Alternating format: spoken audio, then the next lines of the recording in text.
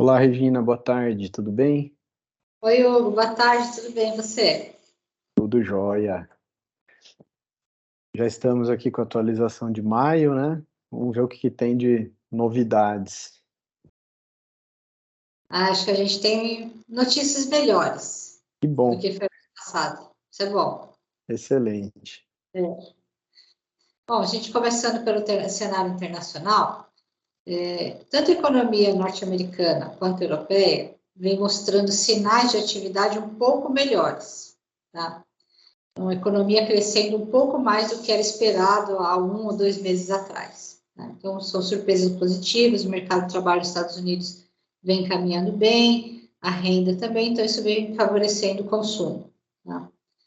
E as últimas projeções do FMI, que foram agora de abril, revisaram as expectativas um pouco para cima. Então, para 2023, antes se esperava um crescimento de 2,9, agora mais ou menos em torno de 2,8, mas uma melhora para o ano que vem, em torno de 3%. Tá? Então, Ok.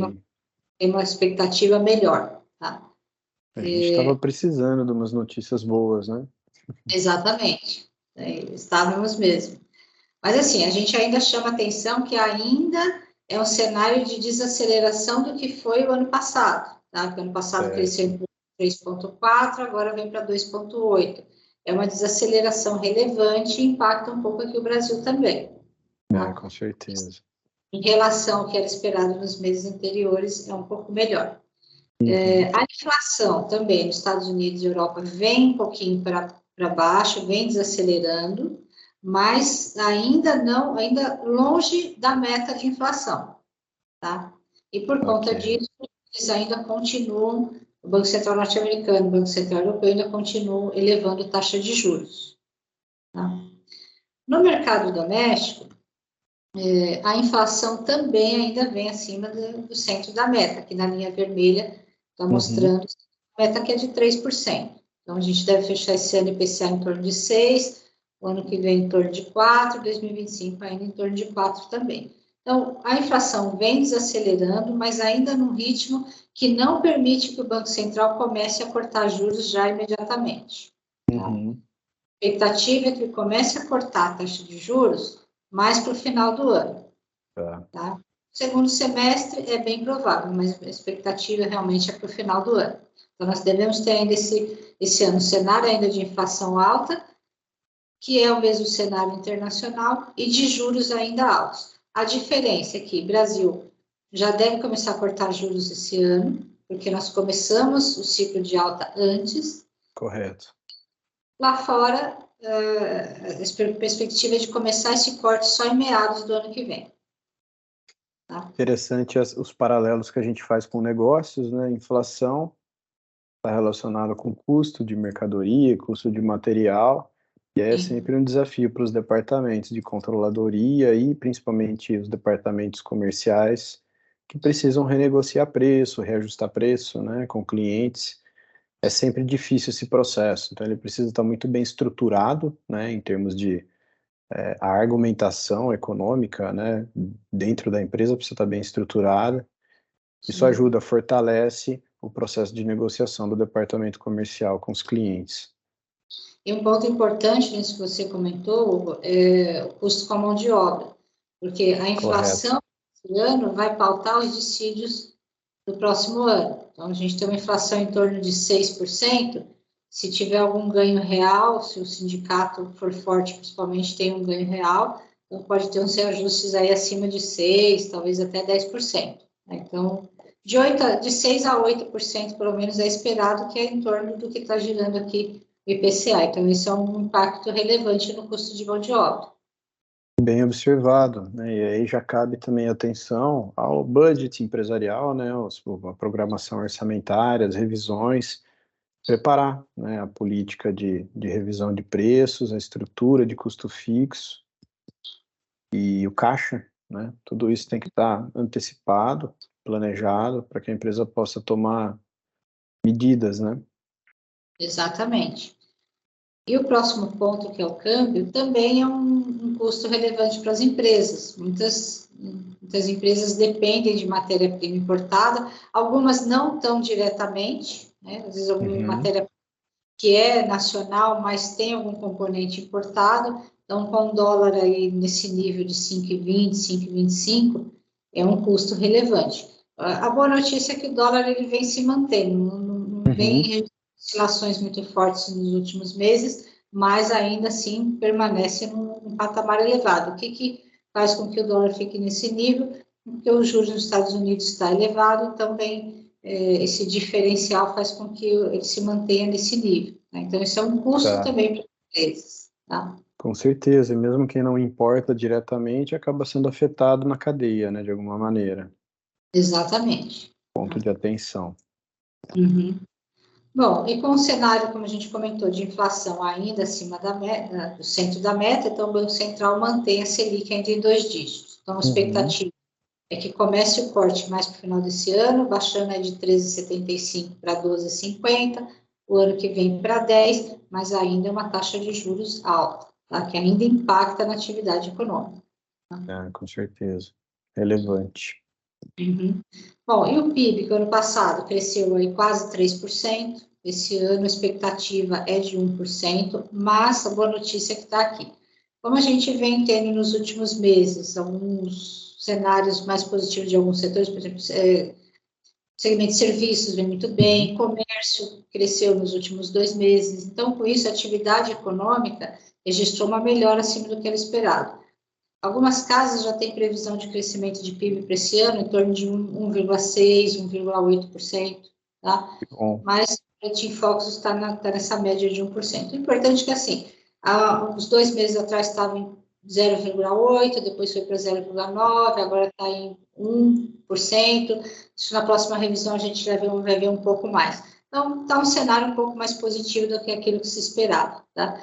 E para os próximos anos, ainda é esperado um crescimento baixo, né? Apesar da gente ter notícias positivas, ainda é 1,4%, 1,7%, gostaríamos de crescer 2%, 3%, mas com os juros ainda nesse nível em 2 dígitos, a inflação ainda acima do centro da meta, economia mundial ainda também não crescendo com toda aquela atração, então isso impacta num crescimento baixo para o Brasil. Tá? Correto. Bom, consequentemente, taxa de desemprego, né? Com esse crescimento baixo, tem uma leve piora da taxa de desemprego, aí chegando a 9,10, 9,20 em 2024, 2025. Não é uma piora tão grande, nós conseguimos reduzir bastante a taxa de desemprego, mas é um sinal de alerta também. Tá? Com certeza. E um aspecto que exige ainda bastante atenção é o cenário fiscal. Já foi apresentado pelo governo federal o novo arcabouço fiscal, está na Câmara para ser aprovado, já foi apresentado algumas sugestões de alteração, que se espera que ainda esse mês de maio tenha aprovação, né? Mas ainda assim inspira preocupação, porque a gente precisa ter uma ideia de como que essas medidas realmente vão ser colocadas em prática e como que isso vai conseguir, de uma forma com confiança, reduzir o déficit fiscal, reduzir a dívida bruta do governo. Tá? Então, aqui ainda é um ponto de atenção. Tá? Isso, qual é o impacto disso para a economia? Isso impacta principalmente no risco país. E risco país, se ele sobe, faz o dólar subir, impacta a inflação, e por conta disso o Banco Central mantém juros elevados. Então, é uma variável relevante porque ela impacta em praticamente tudo na economia e, consequentemente, para as empresas.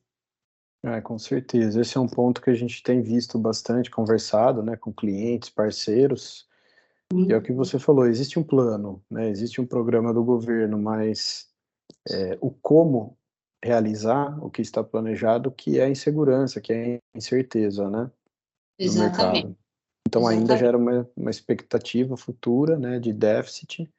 Isso é preocupante, né? Vamos torcer para que os planos aconteçam, se concretize e a gente comece a ter revisões, né, para um cenário mais positivo, que isso gera confiança, acaba incentivando tomada de decisão para investimento, tirar projeto da gaveta e tudo isso impulsiona a economia, né? Exatamente, é isso mesmo. Tá? Bom, e um aspecto que a gente já tem chamado a atenção aqui nos últimos meses são as condições de crédito, né? Então, a inadimplência, cada mês que a gente atualiza esse cenário, vem subindo mais a inadimplência, tanto para a pessoa física quanto para a pessoa jurídica. Tá? Uhum. A pessoa física, a gente vê aqui no gráfico, que a inadimplência já alcançou o pico, que foi lá em março de 2020, Uhum. né? E a inadimplência de pessoa jurídica está quase chegando lá também, então é um aumento bem relevante. A gente tem visto aí notícias de recuperação judicial quase diária, quase diariamente tem notícias de outras empresas entrando em recuperação judicial, e o crédito bastante difícil para as empresas, então vem desacelerando essa taxa de crescimento, Uhum.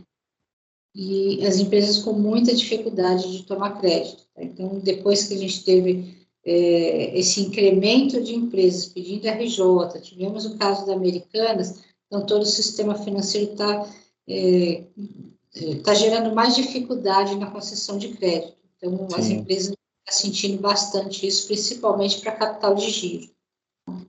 É interessante essa análise, né? Mostra uma tendência, né? Apesar de ainda estar crescente, né, na análise do acumulado dos últimos 12 meses, está crescendo, né, mas a taxas decrescentes, não é isso? Exatamente, é isso mesmo, vem desacelerando o Vem crescimento. desacelerando, isso é desaceleração, né? Bom, e olhando para os setores, né, comparando aqui indústria, comércio e serviços, todos saíram de uma forma bastante rápida da pandemia. Uhum. Para nos últimos meses, então a gente vê a indústria praticamente andando de lado, né, porque a Uhum. indústria ela é muito mais afetada pelo cenário de juros altos, né, porque os juros eles impactam, todo o cenário impacta na confiança do investidor, né, do Uhum. indústria para investir, do empresário para investir, e os juros altos também impactam a capacidade de investimento das empresas. Então, a indústria vem andando meio de lado, muito mais impactada por isso. Já o comércio e serviços, eles estão com uma outra dinâmica. Tá. Então, o comércio se beneficiou nos últimos meses, aqui a gente vê que fevereiro para março deu uma puxada, né? Uhum. Só veículos cresceu bastante aqui, e serviços vem crescendo praticamente todos os setores. Então, depois que teve a reabertura da economia, o avanço da vacinação, as atividades de lazer deram um boom de crescimento. Então, isso vem favorecendo bastante os serviços. Tá?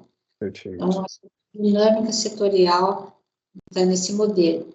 Quando a gente mergulha um pouco mais no segmento de varejo, Uhum. comparando aqueles setores que são mais dependentes de renda, então farmácias, supermercados, papelarias, eles vem praticamente andando de lado, ali não registraram nenhuma desaceleração. Então, depois que Tá. saíram do pico mais baixo da crise durante o lockdown, eles voltaram a crescer e estão se mantendo, né, sem Tá. nenhuma aceleração. Já os segmentos mais dependentes de crédito, eles desaceleraram bastante, né, de Uhum. 2 para cá vem desacelerando, e agora na ponta, nos últimos 2 meses, a gente viu um leve crescimento aqui, foi puxado mais pelo segmento de veículos, tá? Mas o que eu chamo a atenção é que a gente está falando de janeiro, fevereiro, março, comparando com o mesmo período do ano passado, mas veículos foi um segmento que cresceu, mas em cima de uma base muito baixa. Uhum. Não dá para dizer que o segmento está crescendo de uma forma robusta, ele teve um respiro aí em cima de uma base muito baixa de comparação. Entendi.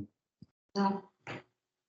Bom, e ainda no segmento de varejo, um outro componente, um outro indicador que é bom a gente sempre avaliar é a visita de pessoas aos shopping centers, né? Então, Uhum. depois do avanço da vacinação, as pessoas voltaram aos shoppings, tivemos um crescimento aí em 2021, 2022, de janeiro a abril desse ano foi um crescimento aí de 7%, quase 8%, Uhum. mas esse nível ainda está abaixo do que foi pré-pandemia, que foi 2019. Então, ainda Certo. dá para crescer mais ainda. Tá? Bem, e na indústria, nós vimos a indústria praticamente andando de lado, mas alguns segmentos vêm registrando quedas bastante relevantes, né, principalmente aqueles setores metalurgia, indústria química, material elétrico, madeira, mas alguns segmentos que não são tão dependentes de crédito vêm registrando crescimento, farmacêuticos, por exemplo, bebidas, Móveis foi um segmento que nesse primeiro trimestre registrou um crescimento relevante, em torno de 4%, mas não diferente do que a gente estava comentando sobre o setor automotivo. Então, móveis caiu muito nos últimos 2 anos, então está crescendo, porém, em uma base ainda bastante baixa, né? Entendi. Bem, o segmento de serviços, nesse primeiro trimestre, então, com crescimentos bastante relevantes, então, alojamento, transporte de passageiros, e aqui é principalmente lazer, tá? Tá. E o transporte aéreo lá embaixo caindo, mas lembro que desde a saída da pandemia, foi um segmento que cresceu 18%, 20%, cresceu bastante. Então, o que a gente percebe é que parece que passagem aérea subiu muito e teve uma troca, o consumidor migrou para o transporte de passageiros, né, transporte rodoviário de passageiros. Mas o que é importante a gente enxergar aqui é que tem um crescimento relevante do lazer, principalmente o lazer no segmento de serviços, tá? Mas diversos outros também, né, transporte de carga, serviços de um modo geral, cresceu aí em torno de 5,8% no primeiro trimestre do ano. Ok. Bem, o segmento imobiliário, os lançamentos de imóveis, eles vinham crescendo de uma forma muito robusta nos últimos anos, agora nos últimos meses, até janeiro, caiu em 22,6%, e eu acredito que me parece um movimento bastante natural, né? Depois de um crescimento muito forte, você tem um estoque de imóveis à venda muito grande, então é natural que agora as construtoras esperem desovar isso para voltar depois num ciclo de lançamentos de novo, né? Então, as vendas também vinham naquela mesma toada, seguindo os lançamentos, um crescimento robusto também, desaceleraram, então um crescimento aí de 7,7%, quase 8%. Mas as vendas, o que eu chamo a atenção é que tem uma tendência de começar a desacelerar, porque elas também já vêm de um cenário muito robusto, e agora a gente está falando de uma taxa de juros alta que impacta o financiamento imobiliário, tá? Então, a gente deve ter uma baixa dessa taxa de crescimento aí nos próximos meses, tá? Ok. Bem, do segmento de material de construção, foi um setor que cresceu muito lá em 2020, 2021, até por conta da época do lockdown, as pessoas precisaram adaptar as residências para o home office, para o ensino remoto, e de lá para cá, com o avanço da vacinação, teve uma troca de dinâmica aqui, né? Então, as pessoas já reformaram a casa, agora não precisa mais comprar material de construção, agora vamos viajar, né? Vamos para o lazer. Resumidamente, é isso que vem acontecendo a dinâmica desse varejo, tá? Então, materiais de construção esse ano deve continuar essa tendência de retração. Tá.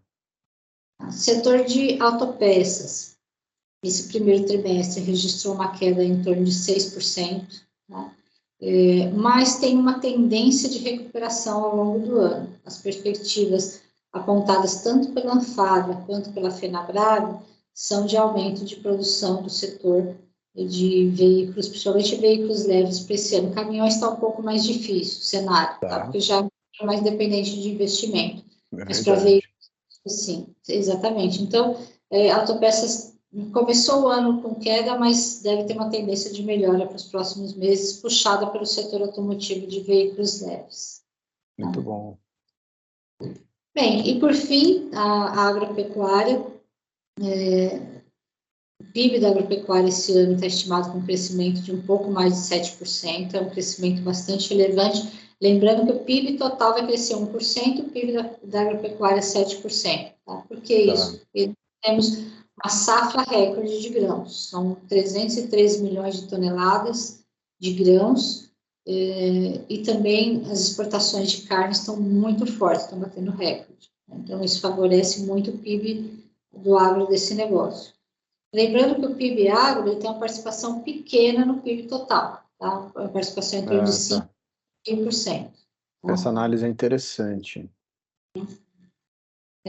Ele tem uma participação de 5, né, Regina? A gente sempre comenta isso, mas aí tem, quando a gente olha, né, algumas estatísticas, né, falando que o PIB do agro superou 25%, né, do PIB total, é porque é a cadeia, né, que abastece, né? Exatamente. Quando o IBGE, esse cálculo do IBGE, ele considera tudo que é produzido dentro da porteira. Então, Beleza. é o produto in natura, né? Tá. Então, essa análise aqui, ela é a análise do PIB dentro da porteira. Dentro da porteira. E quando a gente fala de uma participação de PIB aí na economia em torno de 25%, 26%, aí você está falando toda a cadeia. Então, entra toda a parte de industrialização, de serviços que envolvem o agronegócio. Tá? Ah, ok. Máquinas também, equipamentos que são aplicados no agro. Sim, máquinas, insumos, tudo. É legal levar essa informação para o mercado, né? É um esclarecimento interessante. Sim, com certeza. Porque senão a gente pensa, como é que vai crescer 7% e não impacta o PIB, né? É, Porque realmente a participação é bem pequena. Tá? muito bom.